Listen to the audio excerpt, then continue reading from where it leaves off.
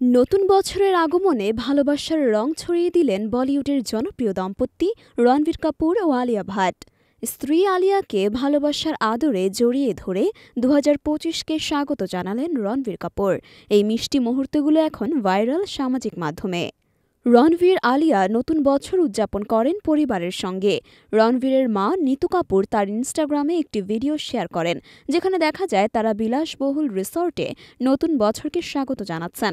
নিতুর পাশাপাশি সেখানে উপস্থিত ছিলেন আলিয়ার মা সোনি রাজদান, রণবীরের বোন রিধিমা কাপুর ও তার পরিবার, আর ছিল রণবীর আলিয়ার কন্যা রাহা। মধ্যরাতের খোলা আকাশের নিচে আতশবাজির ঝলকানি নতুন বছরের উদযাপনকে আরও রঙিন করে তোলে। রণবীর হাতে শ্যাম্পেন নিয়ে উদযাপনের মেজাজে ছিলেন।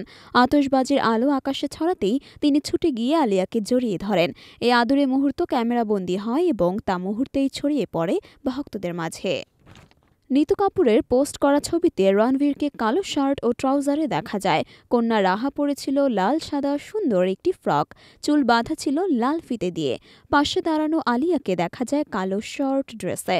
পরিবারের সঙ্গে হাস্যোজ্জ্বল এই ছবিগুলো রণবীরের বর্তমান ফ্যামিলি ম্যান ইমেজকে আরও শক্তিশালী করেছে। ক্যারিয়ারের শুরুর দিকে রণবীরের নারীসঙ্গ নিয়ে বিস্তর চর্চা হতো। দীপিকা পাডুকোন ও ক্যাটরিনা কাইফের সঙ্গে তার সম্পর্ক নিয়ে আলোচনার শেষ ছিল না। তবে আলিয়ার সঙ্গে ব্রহ্মাস্ত্র সিনেমার শুটিংয়ে সম্পর্কের সূচনা হয়। ২০২২ সালের এপ্রিলে তারা ঘরোয়া আয়োজনে বিয়ে করেন এবং একই বছরের নভেম্বরেই জন্ম নেয় তাদের কন্যা রাহা। আজকের রণবীর পুরোপুরি একজন পারিবারিক মানুষ। স্ত্রী আলিয়া ও মেয়ে রাহা এখন তার জীবনের প্রধান কেন্দ্রবিন্দু। নতুন বছরের আদুরে মুহূর্তগুলো আরও একবার প্রমাণ করল রণবীর এখন ফ্যামিলি ম্যান এবং তার পরিবারের জন্য সবকিছু করতে তিনি প্রস্তুত।